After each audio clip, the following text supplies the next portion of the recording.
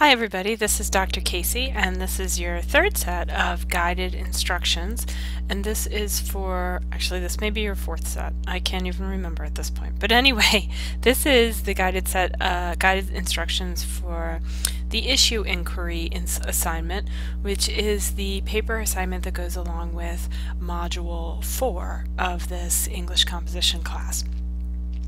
So in Module 3, in your textual inquiry, you did a little bit of research on a topic and you wrote a rhetorical analysis of a text that you found that related to your topic and your research question. And those research questions have been evolving as you did some research as you wrote your paper.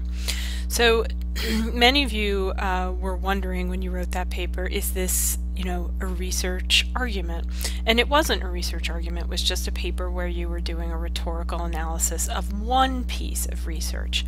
However, the issue inquiry assignment is the actual research paper, where now you are going to write a persuasive paper proposing a solution to the issue you have identified and which you started researching for Module 3. So the purpose for this, as the document tells you, is to participate in an ongoing public discourse by utilizing effective rhetorical skills. So if you remember way back to that first PowerPoint that you guys looked at that I had narrated for you, I talked about two types of rhetorical analysis.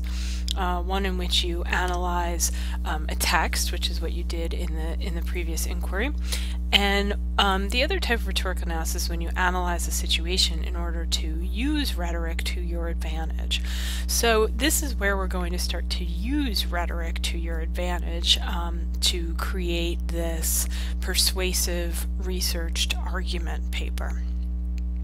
So, as I've implied here, the concepts that we've discussed in this class are essential to this project, and you'll have to understand them all to create an effective argument and a proposal.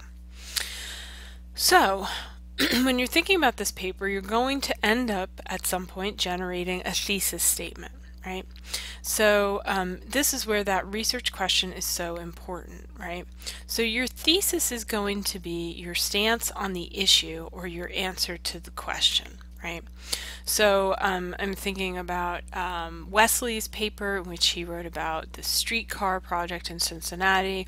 If his research question was, what impact will the streetcar project have on Cincinnati?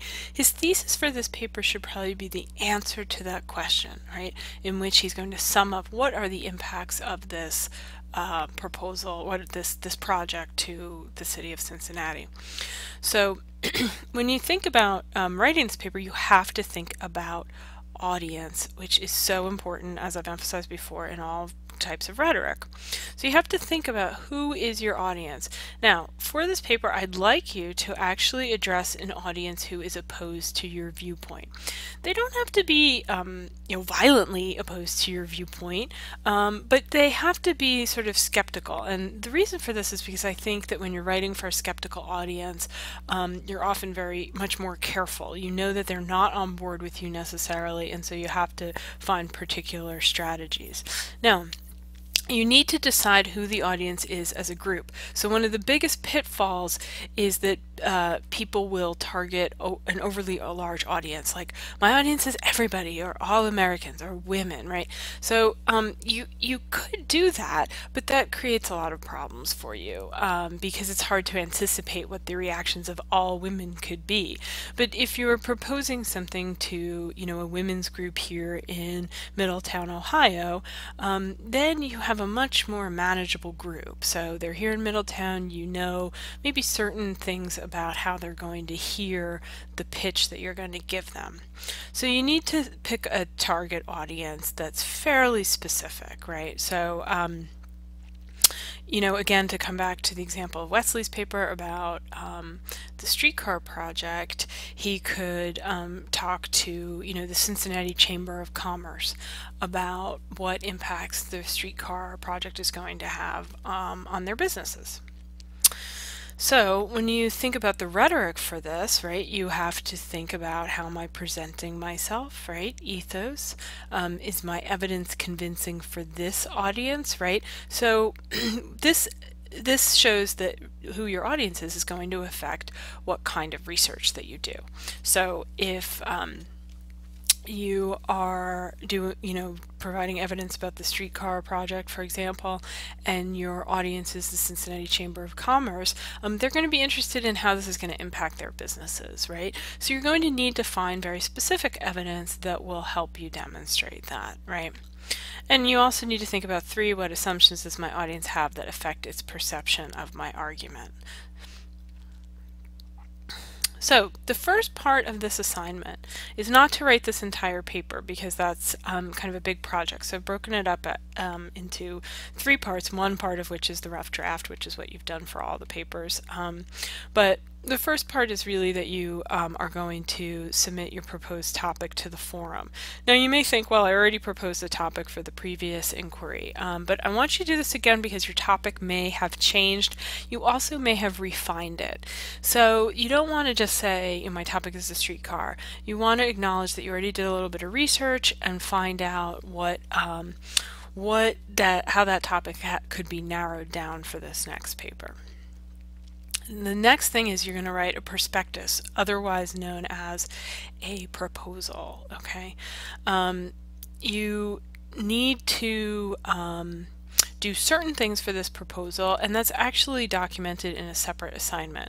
So I'm going to do a separate set of guided instructions for the proposal assignment, but just do keep in mind that you need to establish that a certain situation exists and that something needs to be done about, and this is probably going to be stated in your proposal. You are required to use at least 4 sources for your paper. Some of you already have 4 sources, and that's fine, but you need to carefully evaluate the ethos of those sources. Are those sources reliable? And let me tell you, this is a really important aspect of this assignment, because if you use unreliable sources, you ruin the effectiveness of your argument. And I will be carefully looking at your sources to make sure they're reliable. If you're not sure if a source is reliable, all right, you probably need to have a meeting with a research librarian to make sure that you're getting reliable sources. Googling sources on the internet is not necessarily going to give you reliable sources. It's not necessarily going to give you unreliable sources either. But you have to be very careful when you're just generally looking on the internet for research. And you also need to think about what kinds of sources would best influence your audience. Now, for format, you have some choices to make. You could write this as a standard academic research essay, or you could format this as a letter to an editor, a letter to a specific person. You could write it as a speech or an editorial. There's all kinds of formats you could choose, but whatever you do, choose it deliberately and be prepared to explain why you chose the format you did. So it's 5 to 6 pages, which is not long for a research paper. So make sure you keep that topic focused, right? So you're going to submit your proposed topic to the forum, then you're going to write and submit your prospectus, then you're going, that's not step 2 again, that's actually step 3.